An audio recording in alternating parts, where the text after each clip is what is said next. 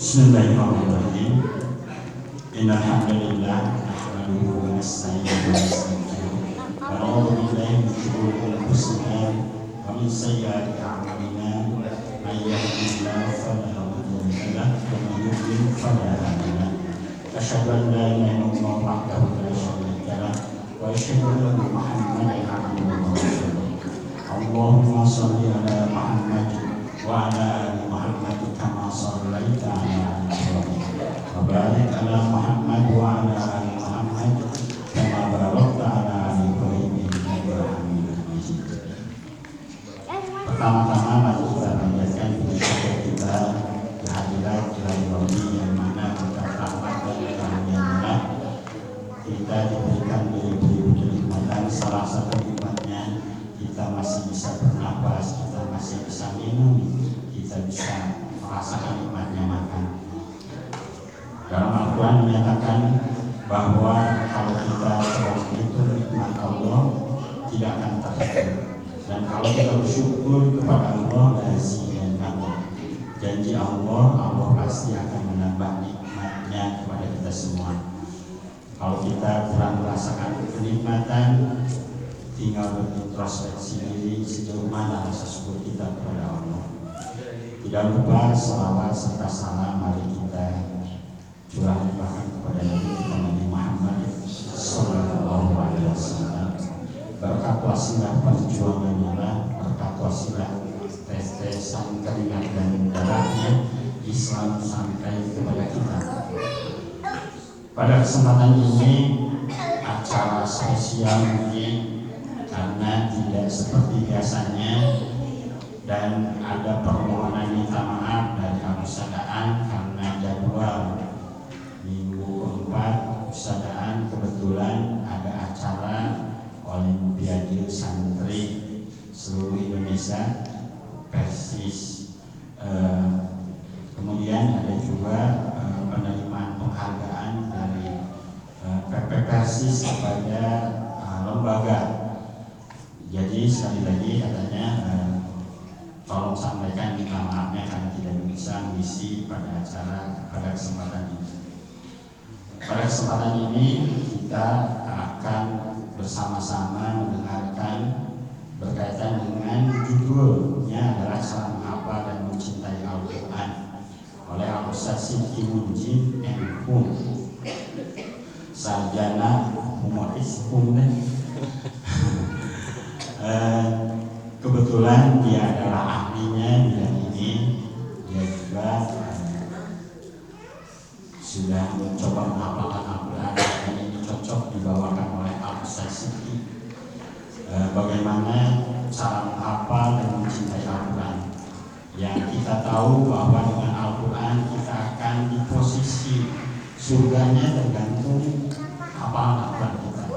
Fa'inna mansilataka indal akhiri ayatan taqro'ini. Dengan Al-Quran juga di mana yauma yafirul mar'u min akhi, seseorang itu lari dari saudaranya, wa ummi wa abi, dari ibu, dari bapaknya, wa sahibatihi wa bani, dari pasangan yang dicintainya saja lari, dari anak yang disayangi dia juga lari. Tapi dengan Al-Quran yati yaumal qiyamah syafi'an li ashabi, akan datang yaumul kiamat suatu sisi yang lain susah mencari pertolongan, tetapi Al-Quran yang datang sendiri menyelamatkan kita. Maka tema ini sangat penting dibahas berkaitan dengan kenapa kita menjadi malas, kenapa kita jadi susah, kenapa menghafal tidak hafal-hafal. Nah ini mungkin nanti akan dibawakan oleh Al-Ustaz Sidki karena pengalamannya dalam menghafal Al-Quran dan memahaminya. Nah ini usahaan perminta maafan tidak bisa datang karena ada acara ini, penerimaan penghargaan sekolah terbaik dalam melaksanakan ujian akhir pesantren. Di sini biografi Ustaz Sidki. Ini kakak kelasnya Ustaz Gusri yang kemarin pernah di sini. Ustaz Sidki adalah kakak kelasnya sama di Persis Bentar. Kemudian Ma'had Tahfiz Usman bin Affan Jakarta Timur, S1-nya di tesis S2-nya di Sunan Gunung Jati. Kemudian kemarin ke Kairo, ya, ke Kairo untuk pelatihan fatwa. Pengalaman mengajar di Deli Serdang, Sumatera Utara, kemudian pernah di Medan, dan sekarang mengajar sebagai asatidz di MA Persis Tarogong. Sini hasil karyanya sudah banyak, menulis karya-karya ilmiah. Ini salah satunya saja, masih banyak karya-karya beliau dalam mencurahkan ilmunya dalam penulisan. Nah, bisa dicek nanti di website, banyak judul-judul yang sudah digulirkan oleh beliau khususnya.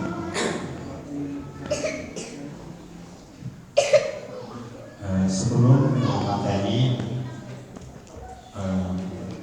di sini diingatkan kembali berkaitan dengan thalabul ilmi, saya menemukan hadis bahwa innal ulama hum warathatul anbiya, innal anbiya lam yarisu dinar wala dirhaman wa innama warasatul ilma faman akhadahu ahda bihi waqfirin. Jadi para nabi itu tidak mewariskan harta, dan kalaupun mewariskan harta, tahu harus seperti apa, sebanyak apa, karena umatnya sangat banyak sekali.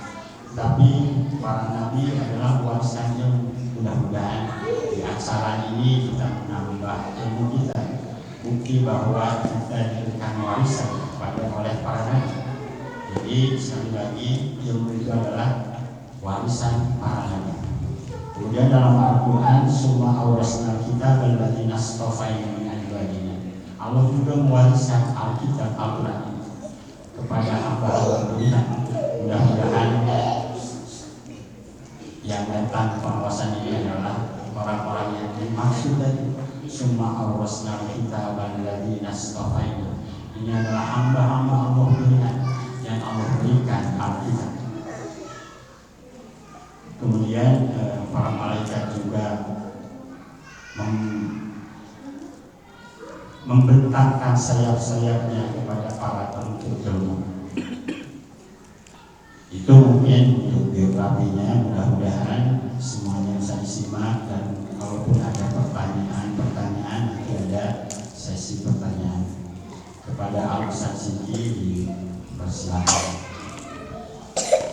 Alhamdulillah, wassalatu wassalamu ala Rasulillah wa ala alihi wa ashabihi wa man tabi'ahu wa ihtada bi hudayhi. Asyhadu an la ilaha illallah wahdahu la syarika lah wa asyhadu anna Muhammadan abduhu wa rasuluhu alladzi la nabiyya ba'dahu. Amma ba'd. Fa inna asdaqal hadithi kitabullah wa ahsanal huda hudan nabi sallallahu alaihi wasallam wa syarrul umuri muhdatsatuha wa kullu muhdatsatin bid'ah wa kullu bid'atin dhalalah wa kullu dhalalatin fi nar. Hadirin ikhwatul iman, azakumullah. Alhamdulillah, di malam kali ini saya pertama kalinya bersilaturahim ke rumah Ustaz Yasir, dan bersilaturahim juga dengan ibu bapak di sini di Masjid An-Nur. Meskipun saya seorang Garut, tapi saya baru pertama kali menginjak tanah Tanjung Kamuning. Yang akan dibahas pada pertemuan kali ini adalah mengenai bagaimana cara kita mencintai dan juga menghafalkan Al-Quran. Karena kita tidak bisa menghafal sebelum kita mencintai. Cuma pertanyaannya lagi, ada orang mengatakan gini, Quran itu bukan untuk dihafalkan, tapi untuk diamalkan. Quran itu bukan untuk dihafalkan, tapi untuk diamalkan. Pertanyaannya, ini pernyataan ini benar atau salah? Benar, salah?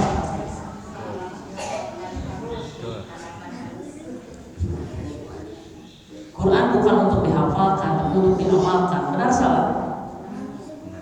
Nah, ini bisa benar, bisa salah. Kalau maksudnya Quran bukan hanya dihafal, tapi harus sampai diamalkan, ini benar. Tapi kalau ada yang mengatakan nggak perlu dihafalkan, yang penting bisa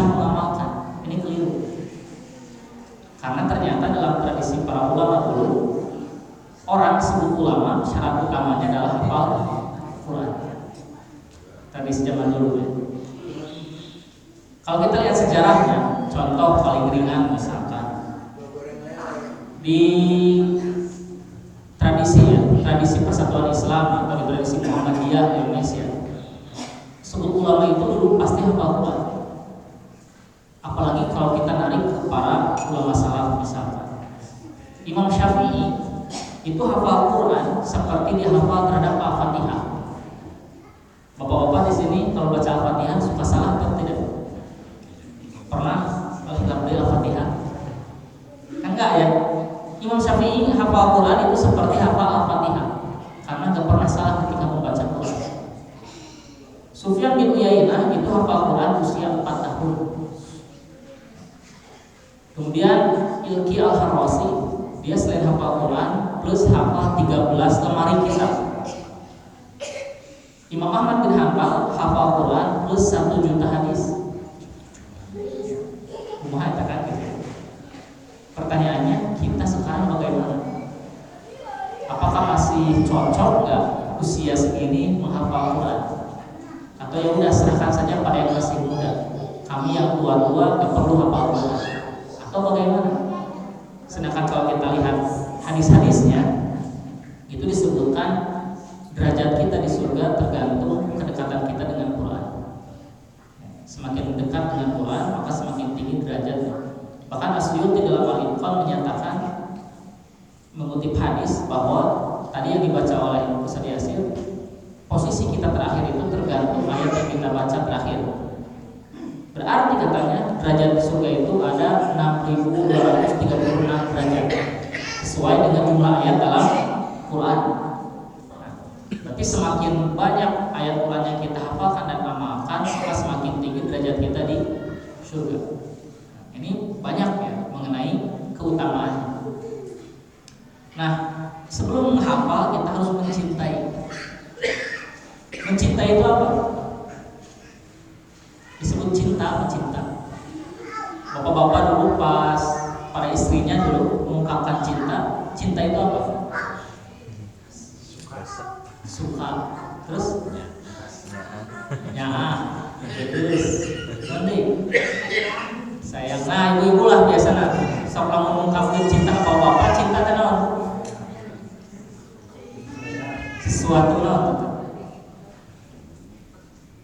Atau memang belum pernah mengerti apa itu cinta?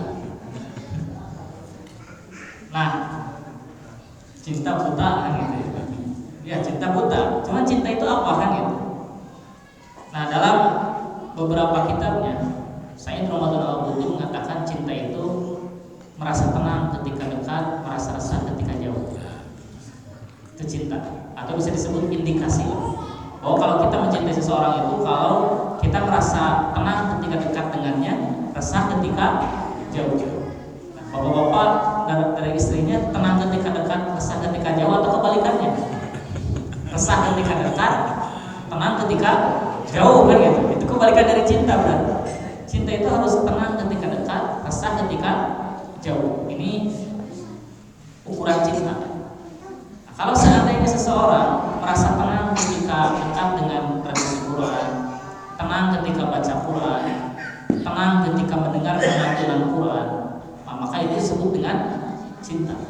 Resah ketika jauh dari orang-orang yang dekat dengan Quran, resah ketika jauh dari orang yang membaca Quran, maka ini indikasi bahwa dia itu mencintai Quran.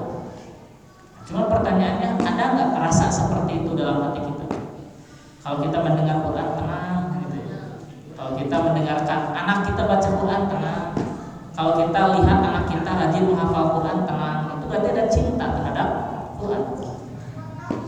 Nah, selain cinta, orang kalau cinta berarti kan tadi merasa tenang ketika dekat. Dia kan terus mendekat sampai bersahabat dengan Quran. Mengapa kita harus bersahabat dengan Quran? Nah, jawabannya gini lah. Orang akan mengungkapkan segala rahasianya kepada sahabatnya. Ya kan? Kalau curhat orang biasanya pada sahabat.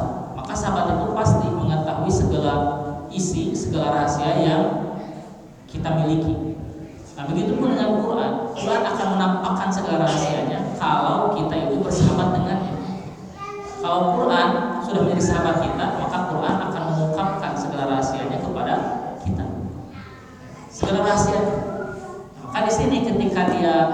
menjadi sahabat kita, kemudian kita mencintai Al-Quran itu, kita akan terjalin intens, terus berinteraksi, terus bergaul dengan Quran.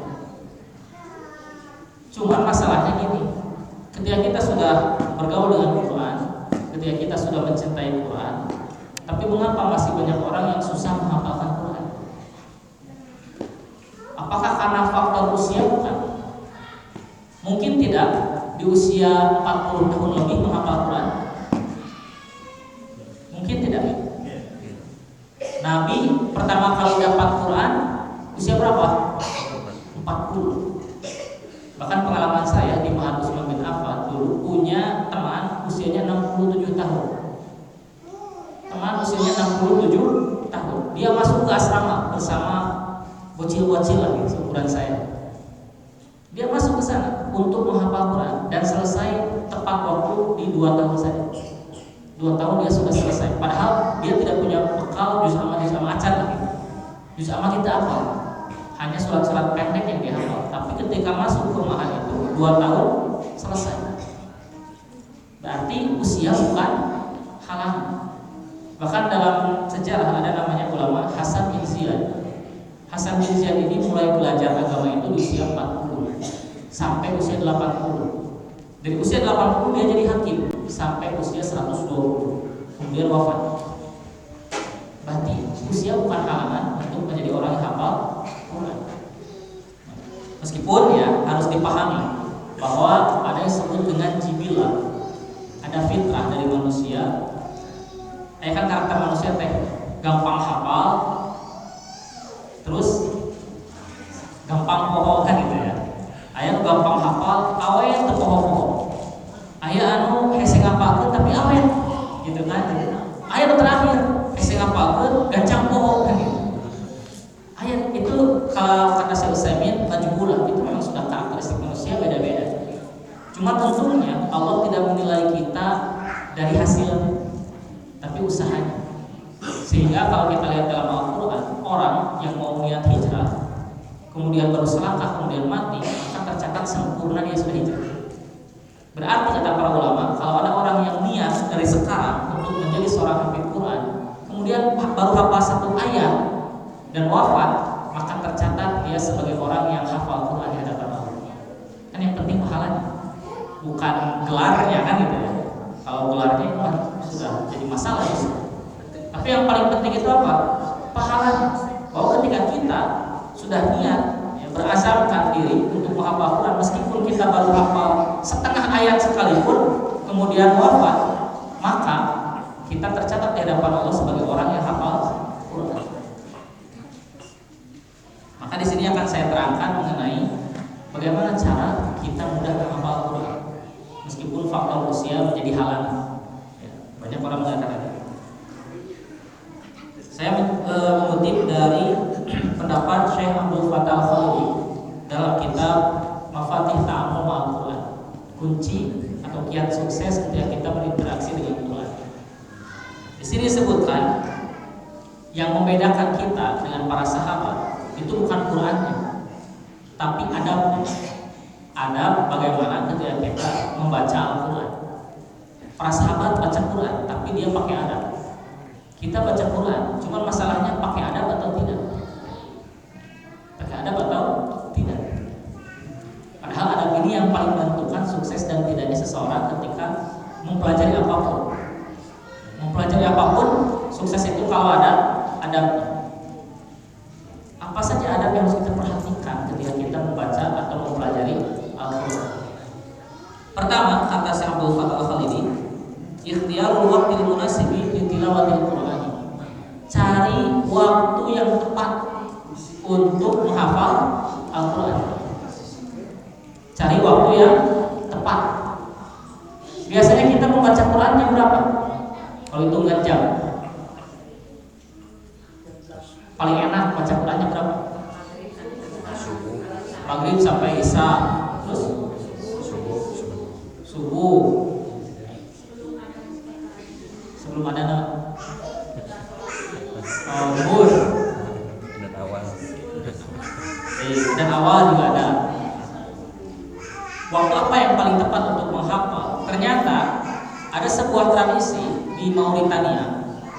Mauritania itu Afrika, daerah Shinkin namanya. Itu orang-orangnya anak kecil itu sudah hafal Quran semua, satu daerah. Dan ulama di sana itu paling kuat hafalan.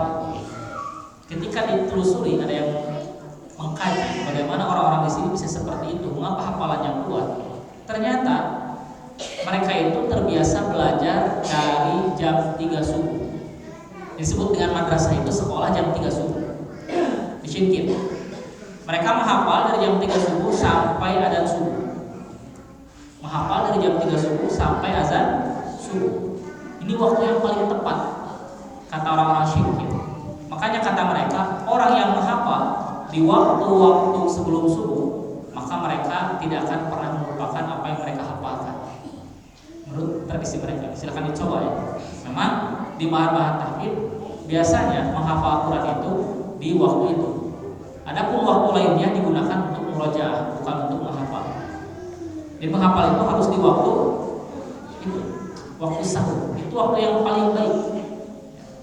Kalau kita kan biasanya tidur, atau paling tidak kalau tidak tidur nonton bola. Padahal itu waktu yang paling enak, paling tepat untuk menghafal Quran.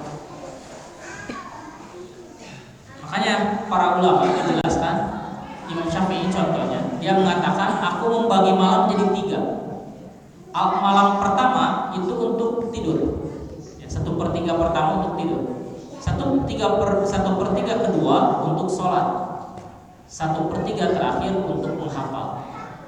Ini Imam Syafi'i. Seperti itu. Karena ini waktu yang paling enak kan. Makanya kalau seandainya kita jarang bangun di waktu sahur, kita sulit untuk hafal Quran. Maka kata Rasulullah SAW, bangunlah wahai ahli Quran di 1/3 akhir malam. Karena ini waktu yang paling kuat untuk memantapkan hafalan. Kemudian kedua, menurut Abdul Fattah Al-Khalidi disebutkan ikhtiyarul makan munasibi ka'an yakuna baitan min buyutillah. Cari tempat yang paling cocok. Jadi kalau seandainya kita mau menghafal, cari tempat yang cocok yang memang khusus digunakan untuk menghafalkan Quran. Jadi bukan di pasar, itu kan sulit karena konsentrasinya terbagi. Kemudian bukan di tempat-tempat ramai, tapi paling baik adalah tempat yang paling sunyi. Sehingga dulu ada tradisi dengan mihrab. Mihrab itu ruangan khusus untuk ibadah di dalam rumah. Ya, bahkan itu sebutnya tradisi zaman dulu. Jadi sunnah orang-orang zaman dulu itu mereka punya mihrab di dalam rumah. Fungsinya apa? Untuk belajar dan menghafalkan Quran. Jadi kalau seandainya kita terbiasa menghafal Quran di tempat-tempat yang ramai, itu biasanya sulit untuk dicerna. Dan kalaupun masuk itu akan cepat lupa. Maka carilah tempat yang paling sunyi atau mihrab di dalam rumah. Pertanyaan selanjutnya, apakah mungkin dalam kondisi sunyi kita bisa menghafal? Nah, ternyata ada pernyataan dari Ubaidillah bin Hasan, mengapa kita mencari tempat yang sunyi? Kata beliau, ma wajadtu akhdaral ilmi manfaatan. Aku tidak mendapatkan cara yang paling tepat untuk mendapatkan ilmu, untuk menghafal dan sebagainya. Ilama wa'ituhu bil qalbi, kecuali apa yang aku perhatikan dengan hatiku, walubtuhu bil lisani, dan aku ucapkan dengan lisanku. Jadi kita tidak bisa menghafal kecuali dengan apa? Konsentrasi. Wa'ituhu bil qalbi. Yang kedua, lubtuhu bil lisani, diucapkan. Diucapkan. Jadi Quran itu kalau mau dihafal harus dibaca secara keras. Bahkan ada tradisi semakin keras semakin baik. Meskipun pagandeng-gandeng gitu kan, tapi ternyata itu adalah paling efektif. Dimana kita bukan hanya gerenyeman, tapi harus diungkapkan secara keras. Itu cara menghafal yang baik. Makanya kalau kita lihat anak-anak itu biasanya menghafalnya itu seperti itu. Makanya mereka cepat hafal karena mereka diucapkan dengan lantang. Kata Syekh Utsaimin bin Ubaidillah, dikutip oleh Syekh Utsaimin, disebutkan bahwa mengapa orang yang membaca itu lebih cepat hafalnya, itu dikarenakan dia memasukkan ilmu lewat dua perantara. Pertama lewat matanya dengan melihat mushaf. Kedua dengan pendengarannya. Dia mendengar mendengarkan apa? Mendengarkan bacaannya sendiri. Dia mendengarkan bacaan sendiri. Maka ilmu masuk lewat dua tempat. Pertama lewat matanya, kedua lewat telinganya. Karena sumber ilmu itu hanya dua. Kalau tidak lewat telinga, ya lewat mata. Dan ini digunakan dua-duanya. Lihat mushaf plus dia itu membacakan, melantunkan sampai didengarkan oleh telinganya sendiri. Kayak kalau seandainya kita sering tarik-menarik gitu ya, tarik-tarik apa Al-Quran, itu jauh lebih baik karena itu akan lebih cepat dicerna dalam pikiran.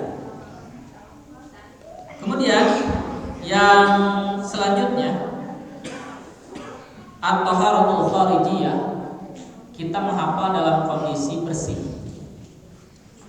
Kita menghafal dalam kondisi bersih. Karena begini, kalau kita dalam kondisi fisik yang prima, yang tenang, yang baik, itu menghafal itu menjadi lebih kuat, khusyuk.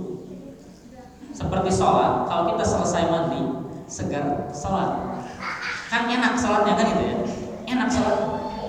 Beda ketika kita misalkan dalam kondisi bayuliang, panas kan gitu ya, itu sulit kita khusyuk.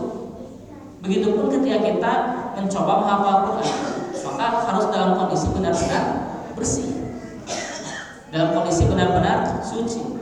Ini adabnya.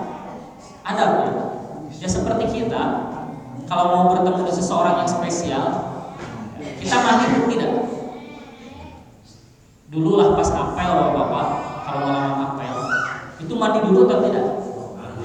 Ya mandi kan gitu ya, supaya pede. Ini mau bertemu dengan Quran. Maka kalau seandainya kita ingin bertemu dan dispesialkan, maka kita pun harus hadir dalam kondisi spesial, yaitu dengan membersihkan diri terlebih dahulu. Meskipun tidak masalah kita baca Quran dalam kondisi punya hadas misalkan, tidak punya wudu, tidak masalah, itu tidak menjadi dosa. Tapi kurang adabnya. Kemudian kata Syekh Abdul Fattah Al-Khalidi, ikhtiyarul jalsati, cari cara duduk al-munasabati yang cocok. Cari cara duduk. Kalau kita baca Quran duduknya bagaimana? Ayat kieu, khusyuk kan gitu ya. Yang menjar gitu ya, maaf ya. Ayo beri kegoleran gitu ya. Duduk kasur udah beri kegoleran kan gitu. Nah, ini keluar dari adabnya. Bukan berarti ini sangat cinta pada Quran sampai kieuna kegoleran ge bari. Enggak. Para ulama dulu itu kalau membaca Quran itu dalam kondisi duduk yang paling baik. Imam Malik bin Anas itu kalau mau baca Quran atau baca hadis, dia memakai dulu parfum, kemudian menggunakan kayu siwak. Kemudian kata Imam Malik, bagaimana mungkin aku tidak dalam kondisi seperti ini sedangkan aku mau membacakan kalam Allah atau kalam Nabi. Makanya Imam Malik menggunakan punya pakaian khusus ketika mengajarkan hadis atau Quran. Ini Imam Malik. Bahkan dia sengaja membakar kayu gaharu. Kayu gaharu itu fungsinya kan untuk parfum ruangan. Kalau sekarang kita pakai apa? Stella kan gitu ya. Dan sebagainya sama. Supaya apa? Menghormati majelis Quran. Jadi kalau seandainya kita dalam kondisi duduk yang paling baik, kemudian dalam kondisi paling baik, bersih dan sebagainya, di waktu yang baik, di tempat yang baik, makanya dalam kondisi yang sudah sangat baik. Adapun masalah nanti kita lupa lagi, itu fitrah. Kita menghafal lupa lagi, kita susah, itu fitrah. Tidak jadi persoalan. Apakah kalau seandainya kita menghafal kemudian lupa, apakah jadi dosa atau tidak? Kita lupa bacaan Quran, dosa tidak? Kalau tidak disengaja, itu tidak jadi dosa. Kalau disengaja, ditinggalkan, kita sudah hafal nih, kemudian tidak pernah dimurojaah dan tidak pernah dibaca, itu ditinggalkan, itu dosa. Tapi kalau fitrah, kita menghafal, besoknya lupa lagi, itu biasa. Itu biasa. Ya. Bahkan Yulki Al-Harasi, itu yang hafal 13 lemari kitab, ketika ditanya, apakah kau pernah mengulangi bacaan, mengulangi hafalan? Kata Yulkiyah, aku tidak pernah berhenti mengulangi pelajaranku kecuali minimal sampai 100 atau 300 kali. Ya. Makanya ada metode cara hafal Quran itu. Kalau sudah hafal, itu langsung dimurojaah minimal 80 kali. Kalau Kalau di metode apa saya lupa lagi. 80 kali. Karena kalau saya diulang 80 kali itu biasanya tidak lupa. 80 kali bahkan sampai 100 kali. Misalkan kita hafal satu ayat nih. Nah ini Al-Baqarah ayat 6 kita sudah hafal satu baris kan. Nah, maka kita ulangi sampai 80 kali kalau sudah hafal atau sampai 100 kali. Maka insya Allah itu tidak akan dilupakan. Karena sudah dibaca 100 kali. Tapi dari sana langsung ya, kita hafal langsung diulangnya 100 kali. Karena baru satu ayat untungnya. Jadi kalau satu ayat 100 kali, insya Allah itu tidak akan membuat kita lupa. Itu akan terus diingat karena diulang-ulang. Maka rahasianya kalau seandainya kita tidak mau lupa, ya diulang-ulang. Seperti Al-Fatihah, kita kan gak lupa itu karena apa? Diulang-ulang. Tiap sholat dibaca, tiap sholat dibaca. Maka kita tidak pernah melupakannya. Bahkan kalau kita makmum sekalipun, ya, makmum seumur hidup, kita tidak pernah melupakan Al-Fatihah. Karena kita mendengarkan juga bacaan imam mengenai Al-Fatihah. Maka Quran pun seperti itu semuanya, surat dalam Al-Quran itu diulang-ulang saja. Kemudian selanjutnya, adab yang selanjutnya yang biasa digunakan oleh para ulama adalah menggunakan satu mushaf. Menggunakan satu mushaf. Tidak boleh berganti-ganti mushaf. Mengapa? Karena nanti ketika sudah hafal Quran, itu yang terbayang itu mushaf yang kita gunakan. Kalau gonta-ganti, ini posisi ayat pun beda-beda Quran itu. Ya. Jadi minimal kita punya satu Quran yang kita gunakan untuk menghafal Quran. Satu saja, gak usah koleksi. Ya. Satu saja. Nanti kalau sudah hafal semuanya, baru boleh ganti Quran. Satu mushaf. Dan yang paling dianjurkan oleh para ulama adalah mushaf Madinah. Kalau ada yang umroh atau haji, biasanya bawa oleh Qurannya warna biru atau hijau. Itu disebut dengan mushaf Madinah. Itu yang biasa digunakan untuk menghafal Quran. Karena itu sudah didesain oleh para ulama di sana untuk dimudahkan cara menghafal Quran dari Quran itu. Ini salah satu anjuran saja, bukan keharusan. Ini anjuran. Kalau kita ingin mudah, ya gunakan satu mushaf. Kemudian yang selanjutnya harus kita perhatikan adalah mengenai tafriqun nafsi min syawagilha. Kita fokus ketika bersama Quran, khusus untuk Quran. Kalau kita fokus ketika Quran, maka pikiran itu tidak boleh ada yang lain. Karena katanya hati itu ibarat mangkok. Mangkok, kata Al-Ghazali. Kalau mangkok kecil diisi air, airnya banyak atau sedikit? Sedikit. Kalau besar banyak. Semakin besar semakin banyak. Tapi kalau terbalik tangguban kayak isi mual ayahnya ke arah bahaya. Nah hati kita juga sama seperti itu. Kalau seandainya kita mempersiapkan hati kita besar, maka yang akan masuk ilmu itu banyak. Kalau kecil sedikit. Tapi kalau kita menutup diri sudah tidak ada niat, lima formalitas serumpun, maka tidak akan ada yang masuk. Yang sudah ada pun akan hilang. Sehingga ilmu itu bukan nafah tapi minus karena lupa kebanyakan. Nah ini yang harus kita perhatikan, bahwa kita itu harus fokus. Keinginan. Pernah ada sebuah lomba syair. Ini lomba syair. Ada orang yang menghafal itu selama 1 hari atau 2 hari itu hanya hafal 60 bait. Tapi ada orang yang baru datang, dia langsung hafal 100 bait. Ketika ditanya, "Mengapa kamu bisa seperti itu?" Karena pertama kata dia, "Aku menyukai syair. Kedua, aku punya perhatian lebih terhadap syair." Jadi fokus.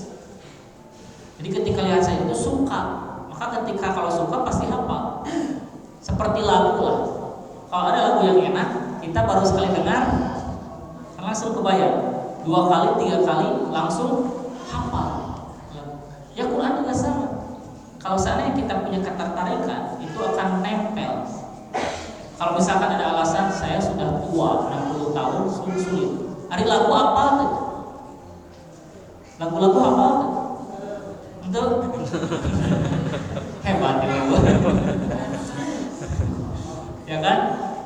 Kalau seandainya kita terbiasa mendengarkan lagu enak itu tahu sampai usia 60 tahun pun bisa menebak. Lagu The Beatles bahwa misalkan dulu kalau suka rock and roll misalkan, lagu The Beatles misalkan di Rolling Stones seterusnya kan gitu. Hafal. Sampai sekarang pun nggak lupa. Karena apa? Karena suka. Nah sekarang terhadap Quran, kalau tidak ada rasa suka ya sulit kita menerima. Sulit. Kalau tidak punya perhatian, sulit. Maka kita harus ada perhatian lebih, konsentrasi lebih, sehingga kita akan lebih mudah dalam menghafalkan Quran.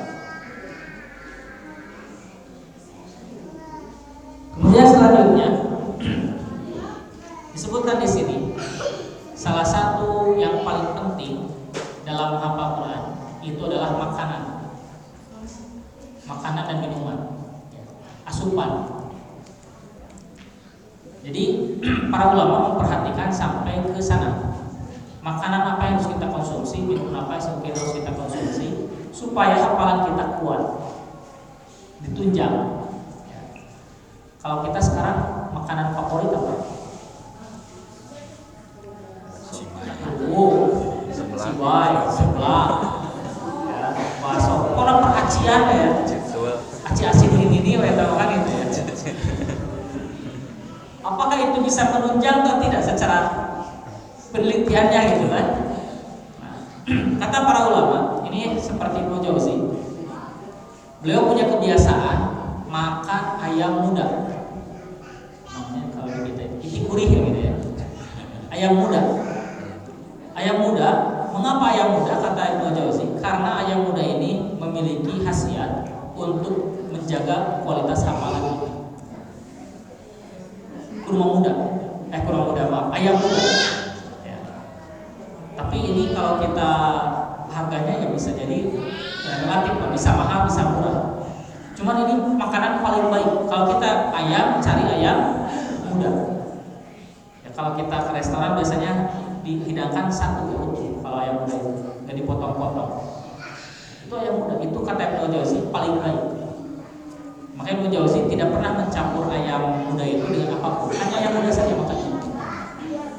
Kemudian yang kedua, kata Ibnu Jauzi, makanlah yang manis, tapi bukan gula.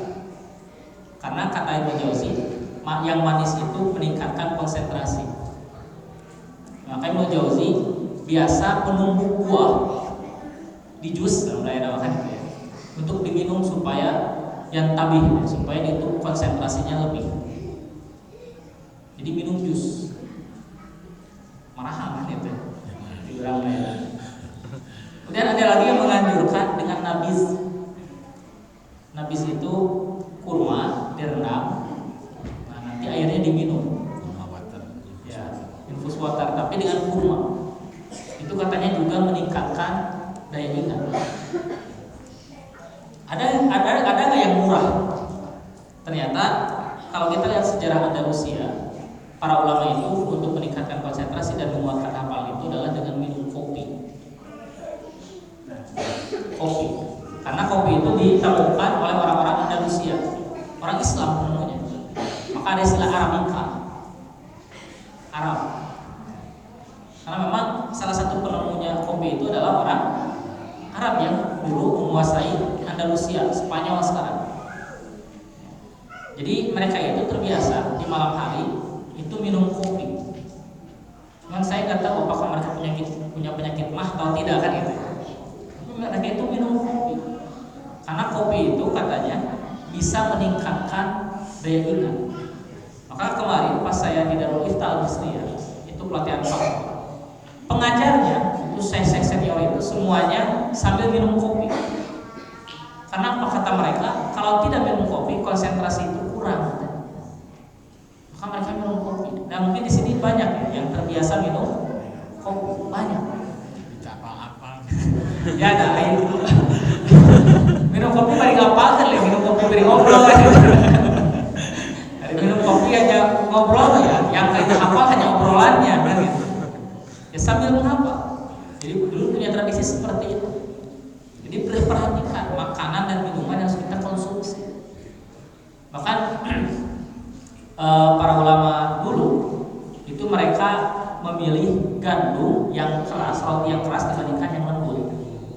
Karena katanya yang paling baik itu adalah roti yang keras. Roti keras itu bukan yang sudah lama ya, bukan. Tapi memang ada pilihan, itu roti gandum yang keras. Itu katanya jauh lebih baik dibandingkan yang lempeng. Di uraman berasnya lamun expired ya, expired beras ya.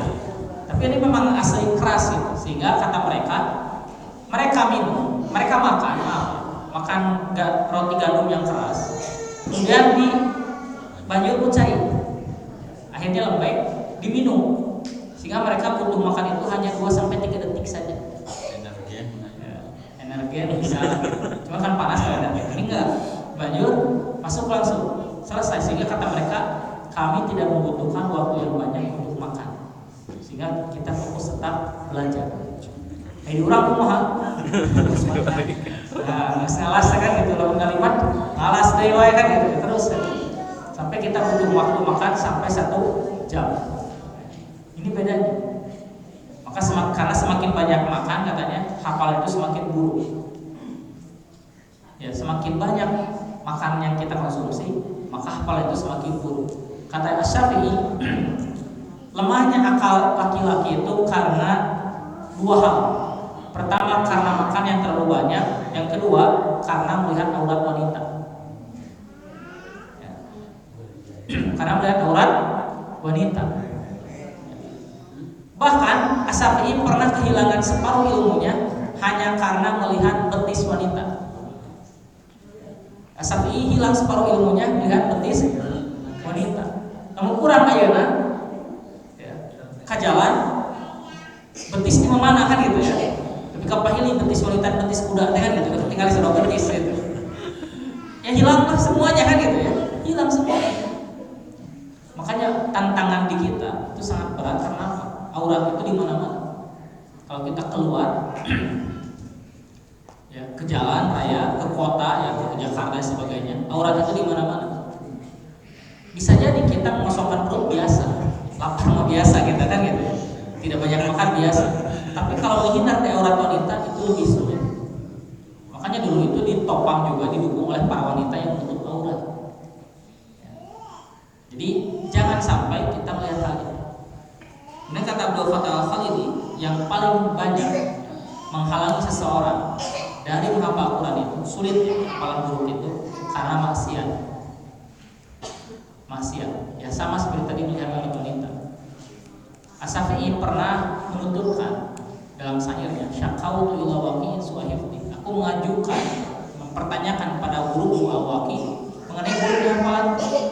Farsyadani ila tarkil ma'asi. Maka dia memberitahu supaya meninggalkan maksiat. Li'anna ilmu nurullah, karena ilmu itu adalah cahaya Allah. Wa nurullah la yuhdal ma'asi, dan sedangkan cahaya Allah tidak akan diberikan kepada pelaku maksiat. Jadi kalau seandainya kita ingin kuat hafalan, Quran itu lekat dengan kita tidak mudah lupa, maka jauhi maksiat. Ya. Karena maksiat itu bisa mengeraskan hati. Ada penyakitnya hati. Inilah hati itu berat badan. Kalau badan sedang sakit, ya, kita sedang sakit, tipes dan sebagainya, makan itu enak gak? Pahit kan itu ya. Bahkan bisa jadi semakin dimasukkan makanan akan muntah. Hati juga sama. Kalau hati itu sedang sakit karena sering maksiat, maka ketika dia asupan makanan, zikir, Quran dan sebagainya, itu nggak enak, pahit rasanya. Kalau kita mendengar nasihat dan sebagainya, perih gitu kan. Bahkan bisa jadi kalau dipaksakan mual dan akhirnya muntah gitu kan. Karena apa? Karena hatinya penuh dengan kemaksiatan. Ya manusia memang tidak bisa lepas dari maksiat, cuma jangan dibiasakan untuk bermaksiat. Sebisa mungkin kita tekad untuk berhenti dari maksiat. Kalaupun nanti kita mengulanginya lagi, ya tinggal berhenti lagi, tobat lagi. Karena maksiat itu bisa mendorong seseorang dalam keburukan. Salah satunya adalah gelapnya kebodohan. Maka kalau wajar, mengapa di barat hafalannya buruk-buruk? Orang barat itu hafalannya buruk-buruk. Mereka tidak sanggup menghafalkan Quran dan sebagainya. Mengapa? Karena mereka itu sering bermaksiat. Mereka itu sering bermaksiat. Maka kalau kita ingin punya ya, jiwa yang baik, hafalan yang baik, ya kita penting juga untuk punya kondisi lingkungan yang baik, yang jauh dari kemaksiatan. Kita perhatikanlah surah At-Tahrim terakhir, ketika Allah menyatakan wa maryama nata ibnati ahsanat farjama wa daraballahu mathalan ladzina amanu wa atafirun, di mana Allah ibaratkan orang iman itu seperti istri Firaun. Ya.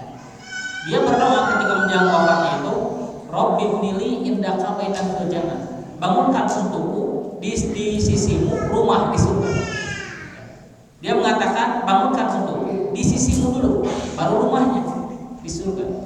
Mengapa dia menyebutkan dulu di sisi Allah, bukan rumahnya dulu? Harusnya kan gini, bangunkan aku rumah di sisimu. Tapi dia mengatakan bangunkan aku di sisimu sebuah rumah. Karena yang lebih penting itu adalah tetangganya, bukan rumahnya. Kalau kata Ibnu Qayyim, fa innal jar qabla jar. Karena pentingnya tetangga itu sebelum kita memiliki rumah. Perhatikan dulu tetangganya seperti apa. Karena seenak apapun rumah yang kita tinggali, tapi kalau tetangga-tetangganya itu membuat kita resah, ya sulit kita akan merasa tenang dalam rumah yang baik itu. Maka fa innal jar qabla jar. Lingkungan itu lebih penting. Jadi kalau seandainya kita ingin punya situasi yang kondusif dalam diri kita, kita pun harus memiliki lingkungan yang kondusif juga, yang membuat nanti pikiran dan hati itu tenang. Kalau di sini kan bisa disebut kondusif lah ya, karena masjidnya ramai, kan gitu, penuh orang-orangnya.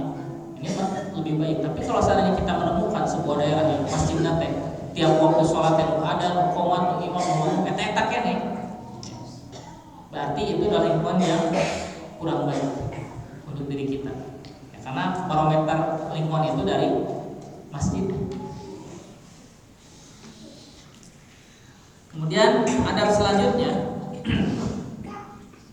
al-wuqufu amamal ayat, berhenti setiap kali selesai baca satu ayat. Kalau sindiran para ulama gini, bagaimana mungkin engkau dapat memahami Quran sedangkan tujuanmu itu adalah mengkhatamkan Quran, bukan untuk memahami Al-Quran. Kalau kita di Ramadan, tujuan paling utamanya apa? Khatam Quran kan itu, kebut macamnya, ke hati dikebut, ya. Ke hati dikebut, yang penting khatam. Tapi hasil bacanya apa? Apakah selesai Ramadan ada perubahan nggak dalam diri kita? Karena apa? Karena yang jadi tujuannya khatamnya, bukan membacanya secara tartil. Bahkan kata Ibnu Umar, dia mengatakan, aku selesai menghafalkan surah Al-Baqarah hanya 2,5 juz Al-Baqarah, 25 halaman, 24 halaman saja. Itu dalam waktu 8 tahun lebih. Abdullah bin Umar, sahabat, pasti cerdas lah dia, orang Arab yang kuat hafalan zaman dulu. Dia menghafalkan Al-Baqarah 8 tahun lebih. Kalau seandainya kita niat ingin menghafal Quran hanya dalam waktu singkat 1 tahun 2 tahun, kita merasa diri saja dulu. Ibnu Umar itu sampai 8 tahun. Karena yang penting apa? Bukan hanya hafalnya, masuk ke hatinya. Kalau kata para ulama, bukan sejauh mana kita menggapai Quran, tapi sejauh mana Quran masuk ke dalam diri kita. Jadi itu kudu rusuh. Kan tadi patokannya, kita sudah niat menghafal Quran, baru hafal 1 ayat pun kemudian meninggal, kita tercatat hafal Quran. Jadi gak usah rusuh-rusuh. Yang penting kita hafal. Ada proses, ada motivasi kita untuk menghafal. Adapun hasilnya kita serahkan kepada Allah Azza wa Jalla. Kemudian yang selanjutnya yang biasa menghalangi seseorang dari cepat hafal Quran atau menghalangi dari kedapatan untuk menghafal Quran, itu ketika dia mengandalkan kemampuannya untuk menghafal Quran. Seperti inilah sederhananya.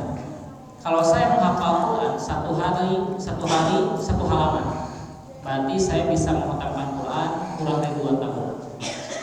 Kalau saya menghafalkan, katanya 1 hari 1 lembar, saya bisa menghafalkan Quran kurang dari 1 tahun. Seolah-olah menghafal Quran itu adalah kemampuan dirinya. Padahal kata para ulama, ilmu itu adalah mauhibatullah, pemberian langsung dari Allah. Kalau seandainya kita menyadarkan kemampuan kita, maka dipastikan kita gagal. Dipastikan kita gagal. Mengapa? Karena kita seolah-olah bisa meraih ilmu itu dengan diri kita. Padahal Nabi dapat Quran itu Nabi ke langit atau wahyu yang turun? Wahyu turun, bukan Nabi ke langit, bukan hasil kemampuan Nabi. Apalagi kita, maka kita bisa menghafal Quran itu bukan karena kemampuan kita, tapi Allah yang memberikan. Makanya ketika turun surah Al-Alaq, Iqra bismi rabbika, baca atas nama Tuhan, bukan atas nama kita. Karena kemampuan kita itu terbatas, maka bacalah atas nama Tuhan. Kalau kita mengajarkan kepada Tuhan, maka yang melakukannya siapa? Tuhan, Allah Subhanahu wa Ta'ala. Maka pemberian itu akan diberikan kepada kita. Pengalaman saya dulu ketika di Matahari, ada seorang dari Sulawesi. Dia di tempatnya itu Sulawesinya itu terdampak kristenisasi. Maka dia terbang ke Jakarta hanya untuk bisa belajar ilmu agama. Dia tidak terlalu penting hafal Quran atau tidak, yang penting saya belajar agama katanya untuk memperbaiki masyarakat di sana. Maka dia terbang ke Jakarta. Kemudian dia disuruh untuk menghafal Quran dulu. Bahkan pertama dia memperbaiki bacaan dulu, karena bacaannya terbata-bata. Tapi dia terlambat sadar karena usianya pada waktu itu 32 tahun katanya. Sampai ke Jakarta dia membaca Quran, ya, memperbaiki bacaan, dan dia ditanya hafal Quran sejauh mana. Ternyata dia hanya bacaan juz amma 10 terakhir. 10 terakhir. Jadi untuk tarawih kurang, tarawih 11-an itu, ini 10. Tapi ternyata dalam waktu 3 bulan dia selesai hafal Quran. 3 bulan saja. Dari nol. Bacaannya pun dimulai belajar baca 1 bulan, 3 bulan berikutnya, jadi 4 bulan dia di sana, dia sudah selesai hafal Quran. Karena tujuannya apa? Tujuannya bukan disebut hafal Quran, bukan, tapi ingin memperbaiki masyarakatnya yang terdampak kristenisasi. Maka Allah pun langsung memberi dalam waktu 3 bulan saja. Ternyata dalam sejarah juga ada, seperti Ibnu Syihab Az-Zuhri, gurunya Imam Malik, itu menghafal Quran hanya dalam waktu 80 hari. Jadi kalau seandainya kita ikut program misalkan hafal Quran 30 hari dengan cara ini, seolah kita yakin bahwa kita mampu untuk itu, maka itu tidak akan berhasil. Itu tidak akan berhasil. Karena yang menjadi patokan itu Allah yang memberi, bukan kita yang mencapai. Kalau kita menyandarkan pada kemampuan kita, pasti hasilnya nihil. Kita akan putus asa, sewai kalau kita. Karena tujuannya adalah diri kita dan untuk menghafalnya. Kemudian selanjutnya istimrarul mustami', terus-menerus mendengarkan bacaan orang lain.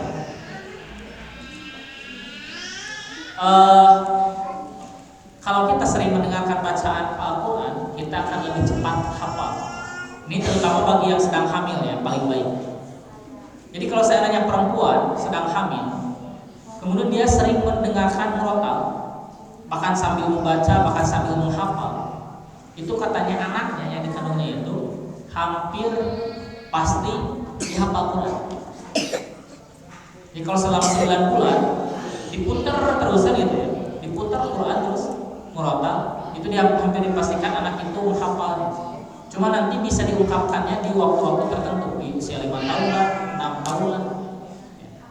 Bahkan ada metode kita putar 1 juz selama 30 hari. Misalkan juz pertama lah, di bulan Januari juz pertama, 1 hari 3 kali, pagi, siang, malam. Juz pertama selama 1 bulan untuk didengarkan oleh anaknya. Februari juz 2, terus gitu. Berarti 30 bulan, 30 juz diputar terus. Itu hampir dipastikan anaknya pun akan menghafal Quran. Ini bagi yang sedang hamil gitu ya, terutama. Itu anak kalau dipersiapkan untuk hafal Quran bisa seperti itu, dengan cara terus mendengar. Nah, kita pun bisa kalau sering mendengarkan. Jadi putarlah murotal, ya, sebagai ganti dari musik atau sebagai ganti dari apapun yang biasa kita dengarkan. Kita dengarkan murotal. Semakin sering kita mendengarkan, maka potensi untuk hafal itu semakin besar. Kalaupun tidak hafal, minimal kita dapat pahala mendengarkan Quran. Karena dalam hadis disebutkan alladzi yaqra'ul Qur'ana wa huwa mahirun bihi, yang membaca Quran secara mahir, fa huwa ma'asafaratil kiramil bararah, dia bersama para malaikat. Walladzi yaqra'u wa huwa yatata'u alaihi, dalam riwayat yang lain bahwa yata'ahadu. Dan orang yang membaca Quran tidak mahir dan dia yata'ahadu, mencoba untuk menghafal, falahu ajrani, maka dia dapat 2 pahala. Jadi yang dapat 2 pahala ini 20 kebaikan nantinya. Itu dia itu kalau berusaha untuk menghafal, ya ta'ahadu, ya, mempraktekkan gitu. Ya untuk hafal dan tidak hafal urusan lain ya, sekali lagi. Kita dituntut itu untuk usahanya, bukan untuk hasil. Ya. Mudah-mudahan apa yang kita lakukan, apa yang kita perjuangkan itu membuahkan hasil nanti di yaumul qiyamah. Karena derajat manusia itu tadi ya dibahas di awal, itu tergantung kedekatannya dengan Quran, ahlul Quran. Sedangkan 1 derajat di surga itu tingkatannya seperti langit dan bumi. Seperti langit dan bumi. Bahkan kata para ulama, semakin tinggi derajatnya, kualitas surganya pun beda. Tidak sama. Bidadarinya beda kualitasnya. Kalau kita buka surah Ar-Rahman, itu disebutkan ada tingkatan di surga itu yang kursinya itu terbuat dari sutra. Tapi tingkat di atasnya dinyatakan sutra itu bukan sebagai kursinya, tapi dalaman kursinya. Ya, mengkurang kekadutan gitu kan. Tapi ternyata itu sutra itu dipakai seperti itu di surga atas, apalagi terus di atasnya lagi. Di semakin tinggi derajatnya, maka kualitas surganya pun makin berbeda, tidak sama. Cuman masalahnya kalau kita mendapatkan balasan A di surga, itu tidak bisa diulang dan diperjuangkan lagi supaya naik. Nggak bisa. Karena hidup cuma sekali. Di dunia kalau kita gagal bisa mencoba lagi. Coba lagi. Di akhirat nggak bisa. Kalau kita derajatnya di bawah, nggak bisa naik. Kecuali kalau kita punya orang yang bisa menaikkan, yang memberikan syafaat untuk menaikkan derajat kita di surga, seperti istri dan anak. Kalau nggak ada, ya sulit kita naik terus. Itu makanya disebut yaumut taghabun, hari semua orang tertipu. Orang soleh saja tertipu karena ada amalan soleh yang terlewat untuk dilakukan. Sekarang kita bisa santai, baiklah, sholat iki kene, macam berarti kene ya sebagainya. Di akhirat itu akan tergambar jelas, Cuma sayangnya apa? Gak bisa diulang. Kita gak bisa ke dunia lagi untuk meningkatkan derajat, gak bisa. Itu disebut dengan yaumut taghabun. Nah, kita berusaha dari sekarang. Usia berapa puluh tahun pun tidak ada kata terlambat sebelum ajal datang. Maka kita niatkan, azamkan untuk meningkatkan kualitas diri kita di dunia supaya derajat kita di surga lebih tinggi dengan cara mencoba menghafal Quran. Udah niat, kemudian kita mencoba, hasil apapun kita yang penting tercatat sebagai orang yang hafal Quran. Kalau sudah tercatat hafal Quran di surga, ya otomatis derajatnya itu paling tinggi. Karena kata Ibnu Hajar dalam Fathul Bari, salah satu derajat paling atas di surga itu adalah ahlul Quran, ahli Quran. Dan tahap pertama jadi ahli Quran itu selain membaca adalah menghafal, kemudian nanti memahami, dan paling penting adalah mengamalkan, bahkan mengajarkan, menerapkan untuk masyarakat ajaran-ajaran Quran. Maka disebut dengan ahlul Quran. Mudah-mudahan kita termasuk orang-orang seperti itu. Ini adalah alamin. Mungkin supaya tidak terlalu panjang, bisa ada tanya jawab. Materi yang saya sampaikan sampai sini saja dulu. Silakan kalau ada pertanyaan. Alhamdulillah. Kepada Ustaz Siti yang sudah membagikan ilmunya, bagaimana cara kita mencintai Al-Quran dan bagaimana cara kita menghafal Al-Quran. Mudah-mudahan Al-Quran nanti yang akhir kita bukan cinta yang bertepuk sebelah tangan, di mana kita mengaku-ngaku cinta, tetapi di dunianya apapun kita memahaminya juga jauh, membacanya juga jarang. Mudah-mudahan dengan disampaikannya Tadi bagaimana kiat-kiat kita mencintai Al-Quran, menghafalkan Al-Quran, nanti Al-Quran datang memberikan syafaat kepada kita semua. Pada kesempatan ini dipersilakan pada hadirin untuk bertanya berkaitan dengan mencintai dan menghafalkan Al-Quran.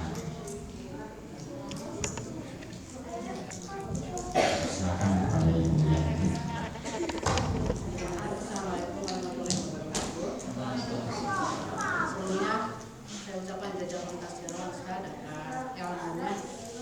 Luar biasa ya tentang kiat-kiat untuk menghafal Al-Quran.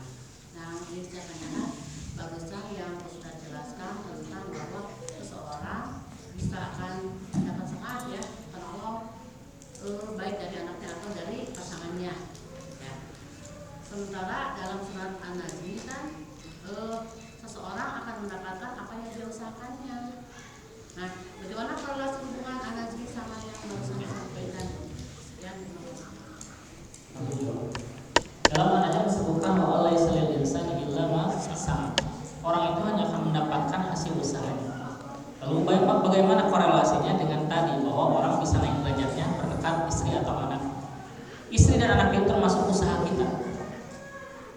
Kalau kita surat Al-Lahab lihat ya, tabat yada abil habi wa tab ma'ana maluhu wa ma kasab. Abu Lahab akan celaka dan tidak manfaat harta dan apa yang diusahakan, maksudnya anak. Anak itu hasil usaha, istri itu hasil didikan kita. Bahkan murid kita pun, murid kita kalau kita seorang guru, kita punya murid, itu bisa jadi memberikan syafaat pada kita, karena itu hasil usaha, hasil usaha kita. Maka kalau seandainya kita punya anak, dalam hadis sebutkan nanti di akhirat kelak ada orang tua suami istri yang diberikan tajul karamah, tanda kehormatan yang cahayanya luar biasa, sampai dia tuh minder, ya Allah, ada apa gitu amalan nawan kan gitu. Kata Allah, bukan amalanmu, tapi amalan anakmu yang mengajarkan Quran. Anakmu ahli Quran, maka kamu dapat kemuliaan seperti itu.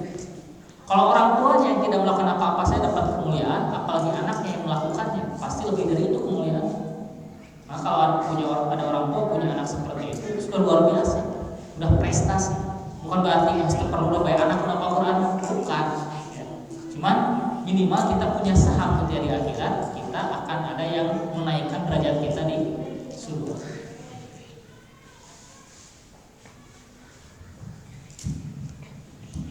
Mohon atas kawanan. Alhamdulillah, dipersilakan untuk menanya yang lainnya. Sebenarnya masih ada penasaran atau kesulitan apa selama menghafal Al-Quran, mumpung ada Al-Ustaz yang bisa memberikan gambaran atau solusi berkaitan dengan menghafal Al-Quran. Ustaz, ada lagi titipan pertanyaan ya dari jamaah. Apakah yang bisa menyebabkan kita masuk surga itu karena husnul khotimah atau hasil dari timbangan mizan yang berat itu katanya? Jadi mohon penjelasannya. Apakah meninggal nanti di akhir-akhir tergantung husnul khotimahnya atau timbangannya gitu ya? Husnul khotimah itu tanda timbangan itu berat. Husnul khotimah itu tanda timbangan itu berat. Kata para ulama, seseorang akan mati tergantung dari amalan yang biasa dia sembunyikan. Kalau dia terbiasa bermaksiat dalam tersembunyi, maka dia akan mati dalam kondisi bermaksiat itu. Kalau dia terbiasa melakukan amal soleh yang tersembunyi, maka dia akan mati dalam kondisi amal soleh yang biasa dilakukan itu. Itu husnul khotimah. Jadi kalau ada orang yang menurut kita orangnya biasa-biasa atau bahkan buruk menurut pandangan kita, tapi ternyata dia meninggal dalam kondisi baik, bisa jadi dia punya amalan baik yang memang tidak diperlihatkan pada orang lain, sehingga Allah memperlihatkannya ketika dia meninggal. Nah, itu menjadi tanda beratnya timbangan. Bahkan dalam hadis disebutkan ada seseorang dari bentara Romawi, ketika mau berhadapan dengan Nabi, dia malah berbalik mendukung Nabi dan kemudian dia menyatakan masuk Islam. Kemudian berperang dan mati. Jadi dia masuk Islam itu hanya sebentar, dia syahadat kemudian perang dan mati. Belum pernah sholat 4 rakaat aja. Tapi kata Nabi, dia beramal sedikit tapi ganjarannya besar. Ini harus kita pahami kaidah siksa dan kaidah pahala. Siksa itu adil, Allah itu menyiksa dengan adil, tergantung dosa kita. Tapi di surga enggak. Sehingga kata para ulama, an-naru darul adli, neraka itu tempat adilnya Allah. Tapi wa jannatu darul fadli, tapi surga itu tempat karunia-Nya Allah. Maka bisa jadi dia amalnya sedikit tapi pahalanya luar biasa di hadapan Allah. Seperti tadi, kalau menurut adil-adilan orang itu amalnya biasa, ya surga biasa. Tapi karena dia punya anak yang amalnya luar biasa, dia pun ikut naik. Karena surga itu darul fadli. Maka yang menentukan itu mizan banyak atau tidak itu nanti husnul khotimah itu bisa menentukan atau bisa menunjukkan bahwa orang itu timbangan amalnya itu Allah Akbar. Maka ada yang lainnya, kalau tidak ada Ustaz Siti ada penasaran pertanyaan lebih ke pribadi Ustaz Siti, apa yang motivasi besar menghafal Al-Quran dan selama di pondok Tahfi kesulitan apa yang dihadapi ketika menghafal Al-Quran? Motivasi apa yang membuat saya mencoba untuk menghafal Al-Quran? Karena saya itu sadar. Ini walau alam apakah orang lain merasakan atau tidak. Jadi saya itu secara pribadi kalau mau tidur itu kebayang teh banget. Jadi pas mau tidur malam hari kan di paruman naik poin kan kebayang. Bahkan pernah sampai ngimpi cabut nyawa saya hari itu. Itu terbayang dari SD lah sampai sekarang. Tiap rek dulu tuh hasil mau. Maka terkadang saya itu tidak mau tidur hasil maut gitu kan gitu. Hasil maut. Tapi ngukur sholat kayak kene, ngukur puasanya gitu kene kan gitu. Maka cari amalan sesuatu yang luar biasa lah. Maka saya tanyakan, pernah saya konsultasikan, amalan kamu rada manjing gitu kan gitu untuk di akhirat kelak. Salah satunya katanya menghafal Quran itu amalan luar biasa. Kata guru saya sebentar dulu. Itu saya menghafal itu di kelas 2 mualimin pertama. Oh, menghafal Quran gitu. Karena dulu saya nggak menghafal Quran. Di 2 mualimin kasih tahu, insya Allah masa mau ayah kasih gitu deh. Ternyata itu yang memotivasi saya terus untuk menghafalkan Quran. Cuman ada nggak gejala-gejala ya untuk kendala-kendala menghalangi kita hafal Quran? Ketika di sini, ketika di Jakarta banyak. Apa yang di Mahat Usman itu kan di Jakarta ya. Kita menghafal Quran, keluar gerbang itu aurat di mana-mana langsung. Sedangkan kita cari makan harus keluar kan itu. Luar biasa godaan. Malas banyak, malas juga. Terkadang kesorean kan itu ya. Sehingga kata Ibnu Jauzi, seorang pelajar itu harus punya waktu rehat, waktu libur, waktu rekreasi. Setidaknya 1 minggu sekali. Jadi orang hafalkan Quran 2 hari libur untuk merehatkan jiwa. Karena jiwa itu akan lelah seperti badan. Jadi malas ya ada. Cuman masalahnya saya puasa 1 hari kadang sampai 1 minggu malas. Ya kan? Itu biasa. Itu biasa. Kemudian yang menjadi gogoda kita ingin cari hal yang lain. Apakah bukan bosannya? Carilah yang lain kan. Bahkan ada pengalaman orang lain itu karena nikah terhalangnya. Jadi salah satu pantangan orang yang menghafal Quran kata, kalau dia belum menikah maka harus khatam dulu sebelum dia nikah. Kalau dia ingin menikah maka nikah dulu baru menghafal Quran. Jadi kalau di tengah-tengah hafal Quran nikah biasanya gagal kebanyakan. Jadi kalau yang sudah kalau mau menikah nikah dulu baru menghafal biasanya itu sukses. Maka tapi kalau saya tidak mengalami itu ya, tidak mengalami nikah gagal enggak. Tapi yang jelas halangan pasti banyak.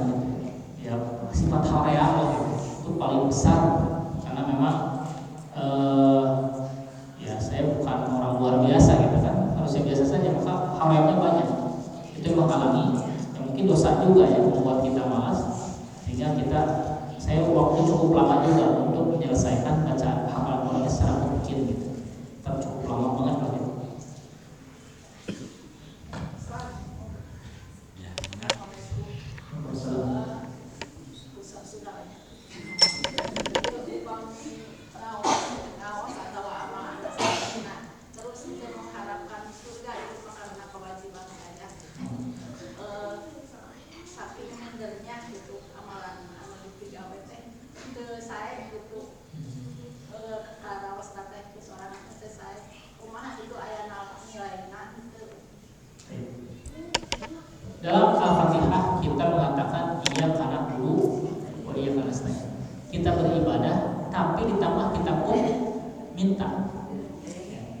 Allah itu paling suka dipinta.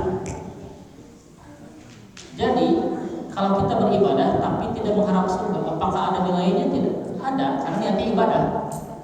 Karena niatnya ibadah. Cuma masalahnya para sahabat saja ibadah itu karena mengharap surga. Para sahabat. Tapi terkadang kita ingin mengharap surga itu udah terpantas, kan gitu ya. Tapi mah terpantas. Cuma tadi kaidahnya surga itu darul fadli, bukan darul adli. Keutamaan bukan keadilan. Karena kalau mengharap amal, kata Nabi, Nabi pun tidak layak masuk surga. Level Nabi. Tapi mengharap. Kita pun sama, pasti tidak pantas kita juga. Cuma kita punya harap. Maka dalam ilmu surga itu ada khauf, ada roja. Kita takut tidak masuk surga, tapi kita pun ada harapan untuk masuk ke dalam surga. Harus itu diharapkan. Harus. Saminar bubangi diharapkan gitu. Tetap. Karena tadi surga itu darul fadli. Ya mudah-mudahan ketika kita merasa takut terhadap untuk tidak masuk surga, maka kita terus memperbaiki kualitas ibadah yang akhirnya mengantarkan kita ke surga. Sebelum ditutup masih ada lagi untuk dicukupkan. Nah, sekali lagi kami ucapkan jazakallahu khairan. Sesi mudah-mudahan menambah kecintaan kita terhadap Al-Quran, menambah motivasi kita untuk terus membaca, menghafalkan, memahami dan mengamalkan Al-Quran. Itu saja mungkin yang saya sampaikan. Ditutup dengan doa subhanallahumma wa bihamdika asyhadu an la ilaha illa anta astaghfiruka wa atubu ilaik. Wassalamualaikum warahmatullahi wabarakatuh.